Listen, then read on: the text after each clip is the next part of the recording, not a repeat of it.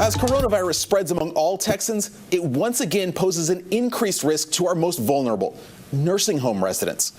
Cases have been increasing in Texas nursing homes, where elderly people with health concerns are the most likely to develop serious symptoms or die. Joining us now is Kevin Warren, President and CEO of the Texas Healthcare Association, which advocates for long-term care facilities. Kevin, good morning. Thanks for being with us today. Hey, good morning, David. Thanks for having me this morning. But what's the feeling inside the industry, seeing the case numbers rise again inside long-term care facilities? We are, unfortunately, and it's frustrating, and and it's concerning because what we're seeing play out what the research was suggesting was going to happen. That when you start to see spikes in communities, it increases the likelihood and increases the potential for COVID to get into the facilities. And sure enough. So, when you look at communities where you hear spikes about, in the Dallas-Fort Worth area or the Panhandle or, in Houston or El Paso and areas like that, you begin to watch and you start to see and hear about, more outbreaks or, COVID that is getting into these buildings. And it's very frustrating and it's concerning given the level of effort that's been put into this by the profession and by the providers, since March. The CARES Act had provided a lot of money for PPE and other resources. Is that still coming, or is that money gone? So the last bit of the CARES Act funding currently that was available for the nursing homes is currently in there with through a value-based payment program, where on a monthly basis, the federal government, based upon facility performance, and this is across facility performance as it relates to mortality and as it relates to their ability to control COVID getting into their building, would get a value-based payment. And so the first payment of that came in actually last week for September. Our understanding is it goes September through December. I know there's continued efforts at the federal level to ask for additional funding because the resource problem is a significant challenge. And let me bring it down to the state level. I will say that we're very much appreciative of earlier this year, the Legislative Budget Board approved an appropriation for a Medicaid temporary add-on that provides additional funding that's on an added daily rate associated with COVID to care for residents in these facilities. The challenge is that additional funding only goes as long as the public health emergency goes at the federal level. That health emergency is set to expire in January. And so in January, we will still continue to have, and as we're seeing in the numbers, we're still going to have continued requirements for testing, cohorting of staff. We're still going to have the significant staffing challenges.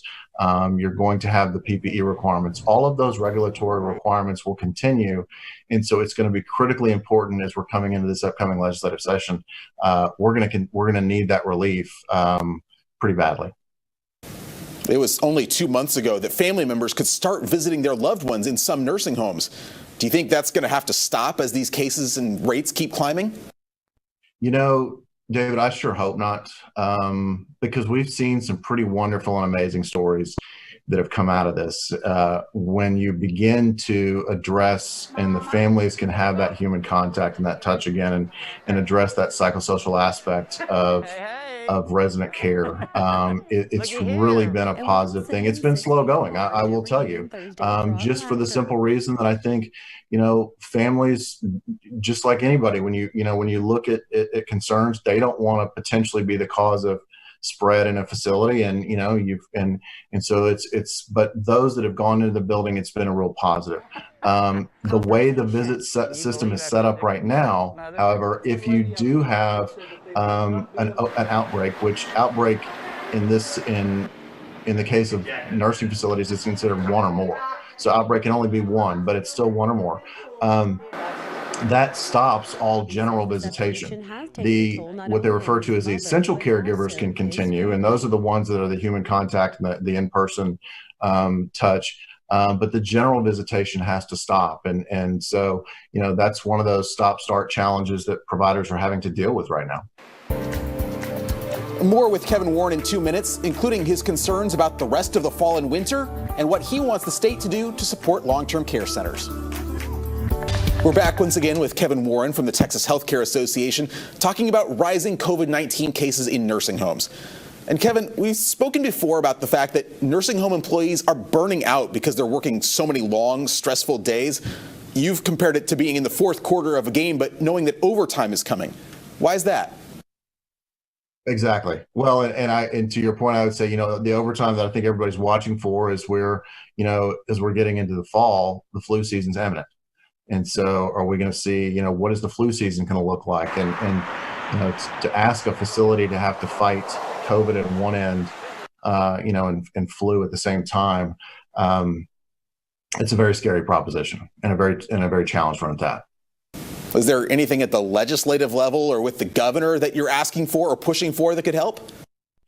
Yeah, so from a staffing perspective, we are going to be we hope to be working with the legislature on, right now we have with the temporary nurse aid, with some of the waivers and allowing these individuals that have served as nursing assistants without having to go through the certification process because of the waivers, allowing a way to allow them to become follow the protocols and become certified nurse aides so that you can add to the workforce that it's already quite short. We will continue to press for, as we have been, as I mentioned previously, we'll continue to press for the need to maintain the Medicaid add-on rate, because as I mentioned, those regulatory requirements for staffing, testing, cohorting of staff, the PPE requirements, we're seeing the cost of personal protective equipment double and triple. That's going to be ongoing, so we have to have the resources to pay for that.